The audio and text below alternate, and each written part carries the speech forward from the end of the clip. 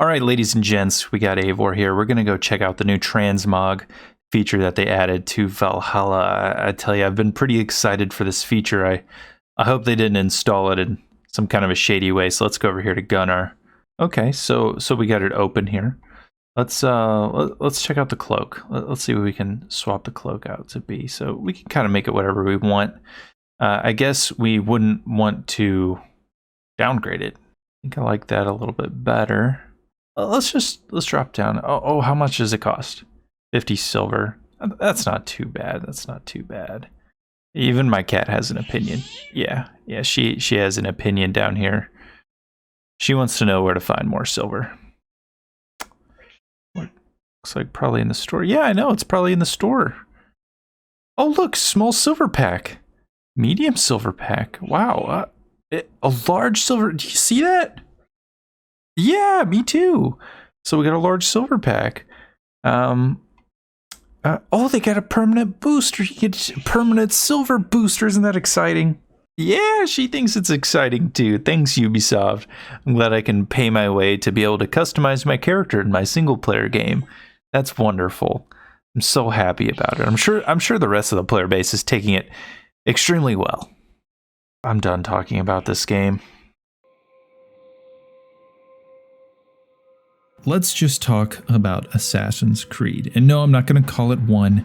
I'm not going to call it the original, just Assassin's Creed. You see, Assassin's Creed is a pretty niche game. When it first came out, it was very, very cool. A lot of people expected it to be something along the lines of like a medieval Grand Theft Auto. And of course, that's not at all what it was, and that's not what it was intended to be. You see, your typical player isn't going to hop into the original Assassin's Creed and be able to initially appreciate all of the various mechanics that this game has to offer. Despite being seemingly shallow and repetitive on its surface for your more casual player, to be honest, there is a lot more here than you really think. And recently, due to a video made by Farland's Design Den, who's actually a game designer at Ubisoft, he made an excellent video going in depth as to how Assassin's Creed was designed and how it was intended to be played. And that kind of inspired this video. I was just tired of wasting my breath on Valhalla and talking about all the things that they've kind of botched in the post-launch, and just, I talked for an hour about it. If you want to see my full thoughts on Valhalla, I'll just link that video on screen right now. But I've talked enough about that game. I wanted to be positive. I want to go back to the old Assassin's Creed games and talk about what I really loved about them. So today, I want to start off with the one that started it all,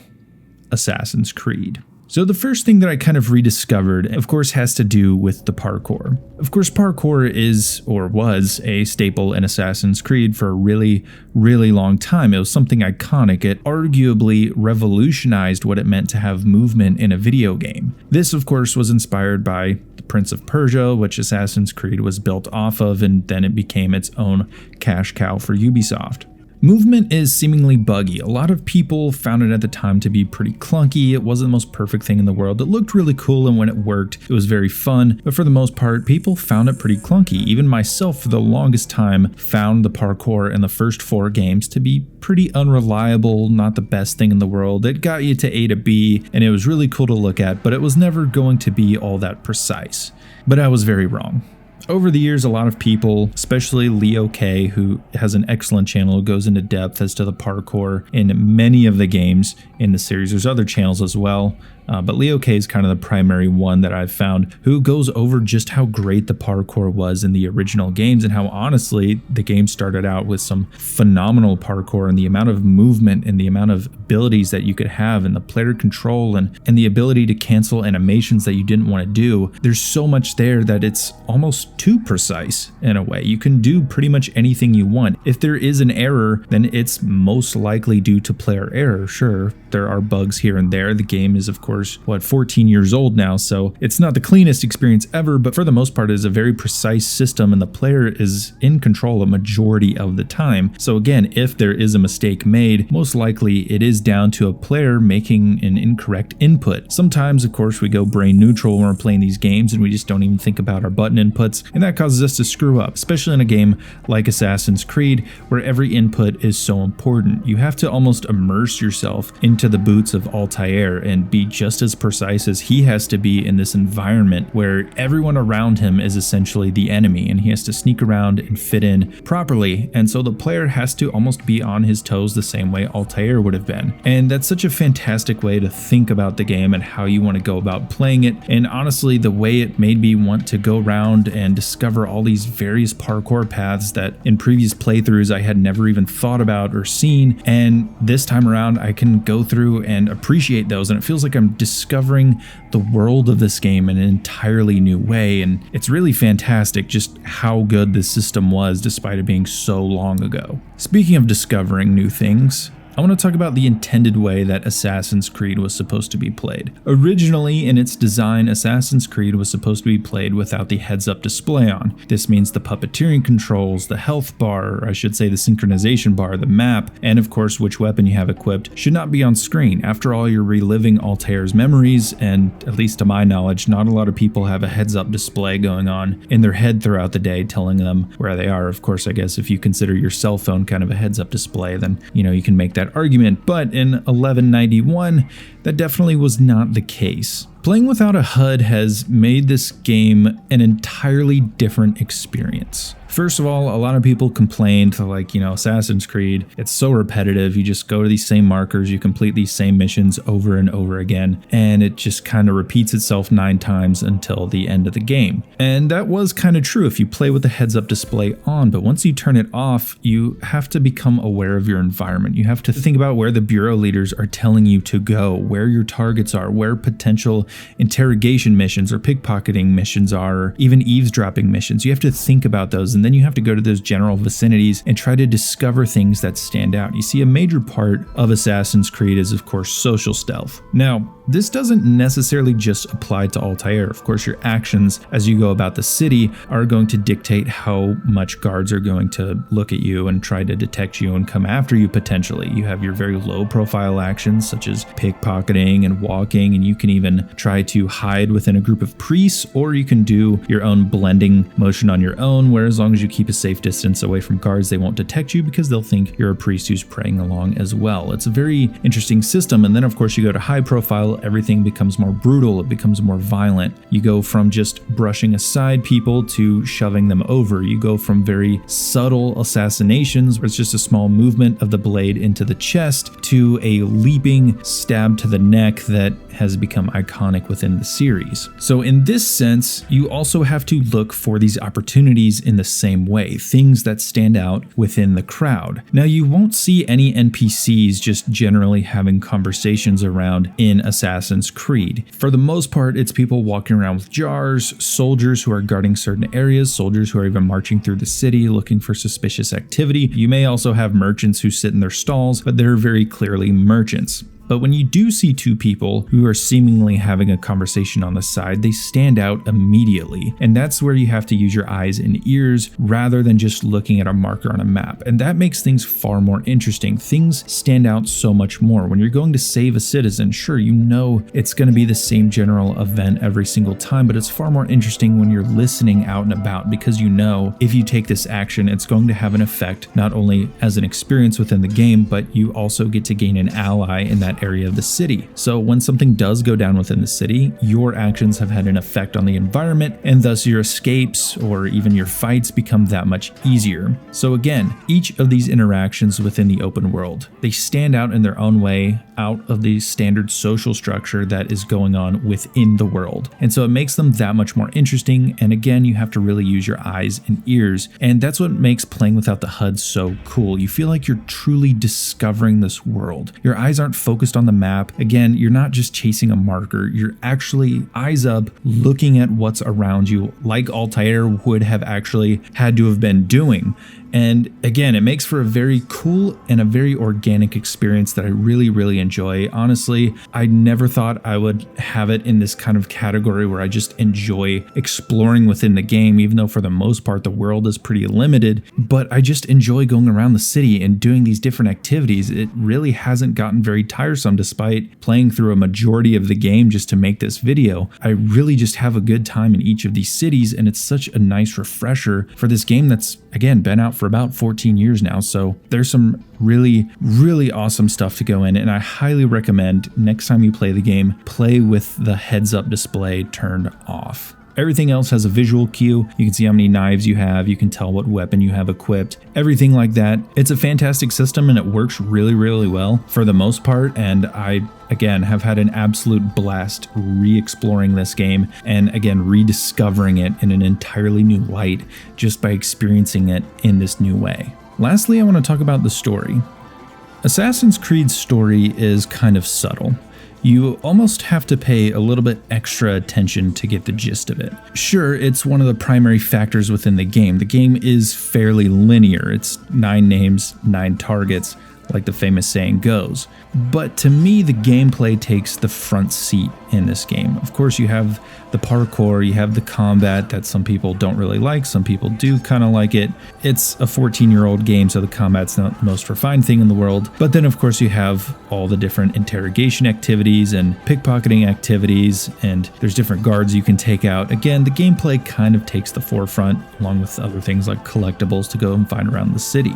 The story itself seems kind of like a subtle aspect of it, which feels weird in a way, I guess because you do spend a lot of time exploring and trying to discover these opportunities that sometimes you almost lose track of the story because you're just focused on other things. But the story itself, if you follow it along and you really pay attention, it's a phenomenal story.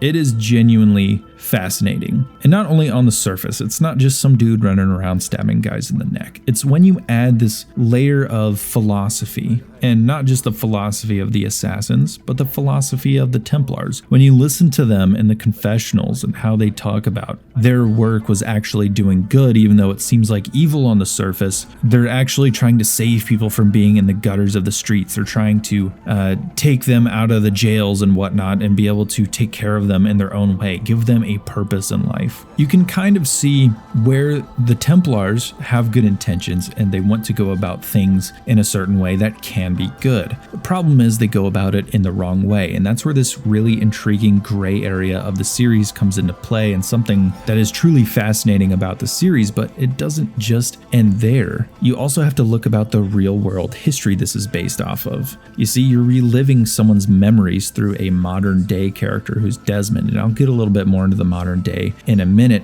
But the game tries to stick to an interpretation of history that was around at the time. Sure, we know some more things about the assassins that we didn't really know then, and the game has its own interpretations of who the assassins were. Of course, they weren't actually a secret order fighting for all mankind, but if you think about it, the inspiration of doing hashish and kind of having this culty introduction to the order and whatnot, and some of the things that they went about doing, it's not, of course, accurate. They didn't have real hidden blades, they didn't cut off their finger or anything. It's a very loose interpretation of who they were, but all these things come together and add a ton of depth. A lot of the characters you assassinate were historical figures. Even one of them, I'm pretty sure it's Conrad of Montferrat, was an actual target of the real-life assassins who was killed in Acre in real life. It's a pretty cool thing. It's a really awesome part of the game, and that's why people like me who love history, they really love that aspect of this game and the story that's involved, because again, there's so many things that tie together. It feels like it's almost a real piece of history, even though you know deep down it's not. It feels like it's in this gray enough area that it almost could be, and that is genuinely a fascinating aspect of these kinds of games and this kind of genre in general. If you think about certain movies, like think about the Da Vinci Code or something like that, or even, I guess to a lesser extent, National Treasure,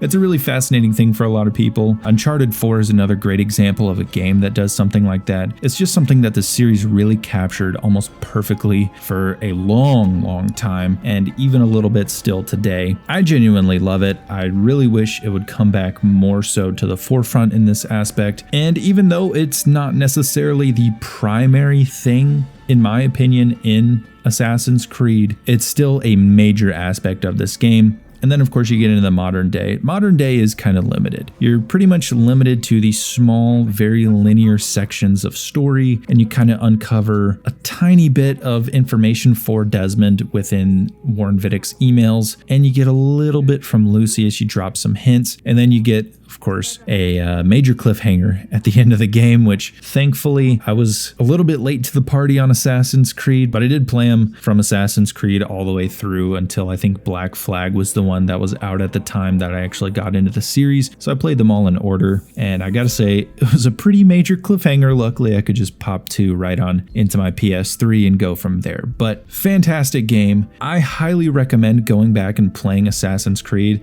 The fidelity on it, even on the newer consoles. I'm not talking about the Xbox Series X. I'm sure it looks amazing on there. I've yet to get one of those next-gen consoles. Thanks, scalpers. I'm still on the Xbox One X. It still looks amazing. If you have a current gen console, it looks fantastic. The textures and everything get cleaned up so much. It looks so sharp. I adore this game, and I highly recommend playing it again. If you're sick of the RPG style games that they've done recently, if you're not a fan of Valhalla's post-launch, even if you liked the game, I highly recommend going and revisiting Assassin's Creed. It will remind you of everything that you loved about the series, and I think you'll have an entirely new appreciation for it going forward, because there's so much to this game, and there's so much that I've learned to really love about it all these years later, and that's just a testament to the depth and the care that went into creating such a game. Anyway, thank you guys so much for watching. I hope you enjoyed. If this does well enough, I will continue the series, and you'll see me with Assassin's Creed 2 probably next week, and then we'll go in chronological order from there. So thank you guys so much once again. Remember, if you enjoy, leave it a nice, thick, and juicy like. And of course, if you want more content like this, be sure to hit that big red sexy subscribe button. And as always, then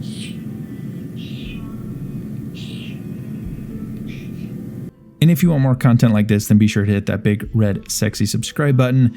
And as always, gotta thank my channel members. You guys help make these videos possible, so thank you very much. If you want to get access to the exclusive perks that they get, be sure to check out the link down below, or you can hit that blue join button. Anyway, I'll see you in the next video.